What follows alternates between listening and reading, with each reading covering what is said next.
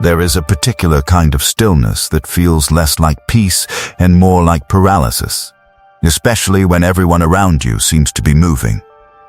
A friend announces a milestone, a former classmate shares a promotion, a sibling settles into a life that looks from the outside remarkably assembled, and you remain exactly where you are, watching the world advance around you like a current you somehow stepped out of. Why does someone else's forward motion so often feel like evidence of your own standing still? Why does progress, when witnessed in another person's life, sometimes register less as inspiration and more as indictment? Before we explore this together, subscribe to this channel, where we uncover the hidden psychology behind everyday life. Picture a river moving steadily past a single stone, fixed in place along its bank. From where the stone sits, the water seems to be the one in motion, rushing forward with obvious purpose, leaving the stone exactly where it has always been. But a stone does not measure its worth by comparing itself to water. It was never meant to move the way water moves. Is the stone actually behind, or has it simply been judging itself by a kind of motion that was never its own to begin with?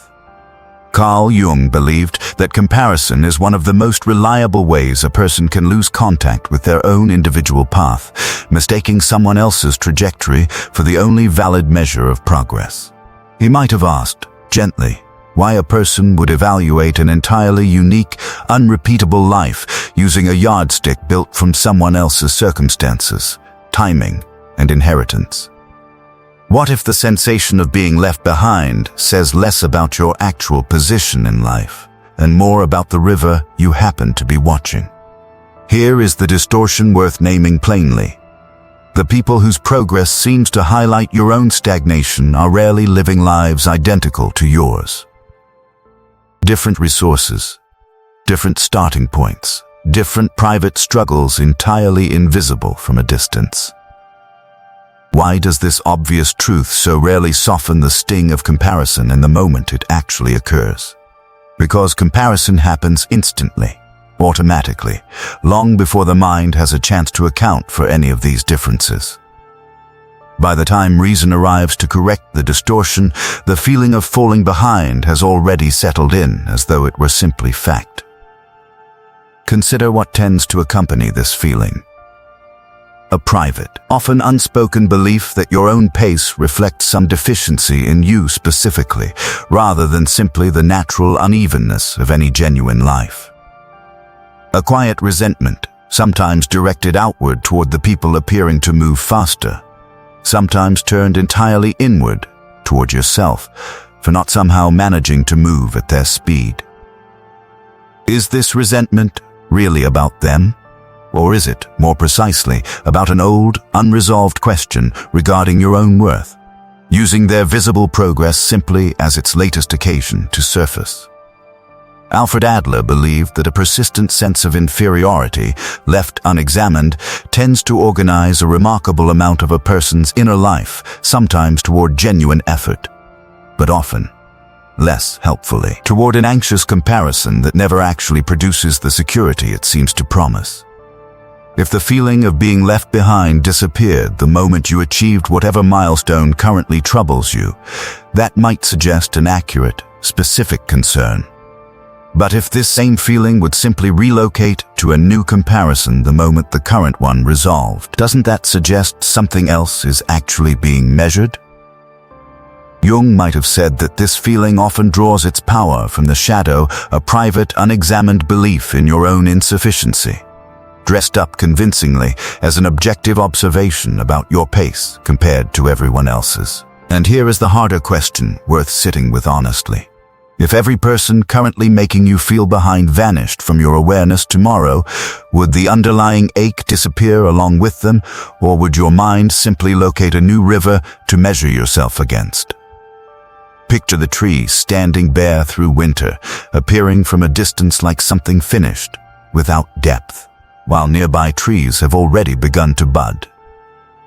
Beneath the surface, unseen, its roots may be doing work invisible to anyone glancing quickly past it, work that has nothing to do with the pace of the trees growing beside it. Is bareness always failure? Or can it simply be a different, private timeline, entirely unconcerned with how it appears to observers rushing past?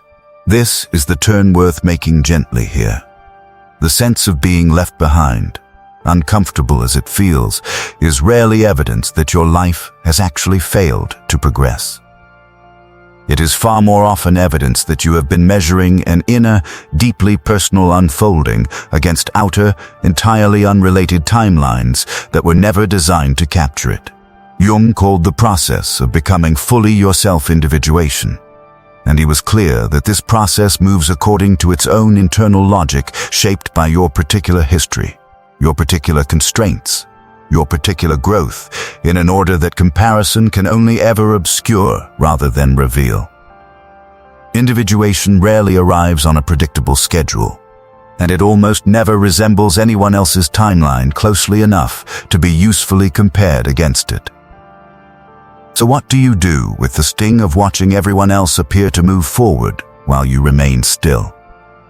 This is where the observer becomes essential, the quiet witness inside you capable of noticing a comparison the moment it begins, before it fully calcifies into belief, not the part of you that immediately accepts someone else's visible progress as proof of your own inadequacy. The part that can simply notice, calmly, I am comparing my private, ongoing story to someone else's highlight, and these two things were never actually measuring the same thing. Seneca often reminded himself that very little disturbs a person as thoroughly as their own unexamined judgments, far more than the actual circumstances those judgments describe. Can you notice the ache of a comparison rising? And pause there, asking honestly whether the specific milestone in question would genuinely resolve something real in your life, or whether the ache would simply relocate to the next visible marker once this one had passed. Can you hold the discomfort without immediately accepting its verdict as final? And here is something worth noticing. If you look honestly, this exact feeling, watching others seem to advance while you remain fixed in place, has likely visited you before. At earlier points in your life, attached to different milestones, different people, different rivers entirely. Why does life seem to offer this same uncomfortable comparison again and again in new forms until it is finally recognized clearly enough to be released rather than simply outgrown for a season?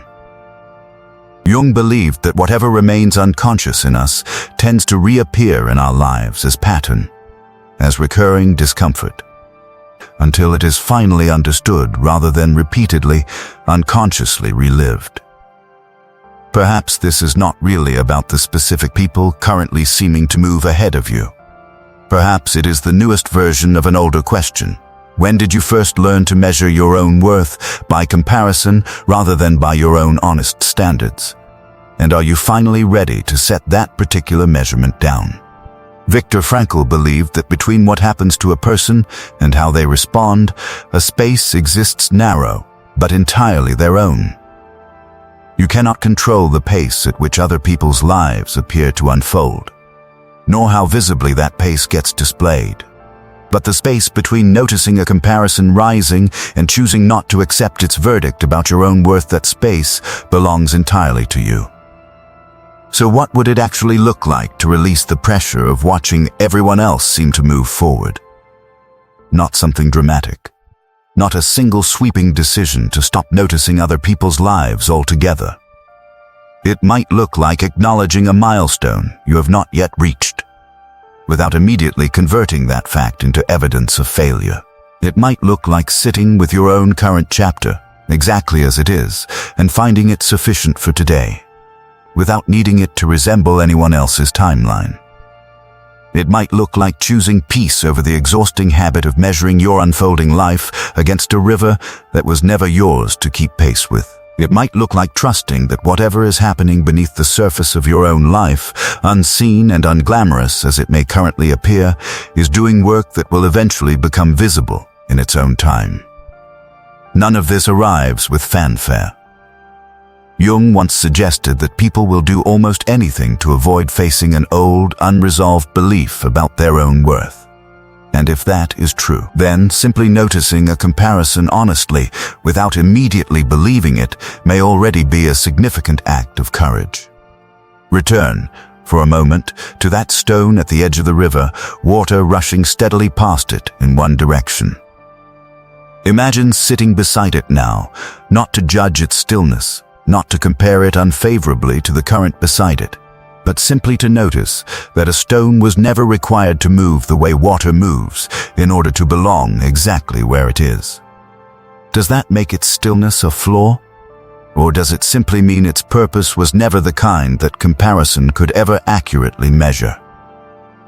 And so, we return to the question beneath this entire feeling, beneath every comparison, every visible milestone belonging to someone else, every private sense of falling behind a current you were never actually required to match. What actually remains of your own life once every external measurement is finally set aside? What remains when your worth no longer depends on how your pace compares to the river moving beside you? Jung offered an answer that has outlasted him by nearly a century. Until you make the unconscious conscious, it will direct your life, and you will call it fate. Perhaps you were never actually behind.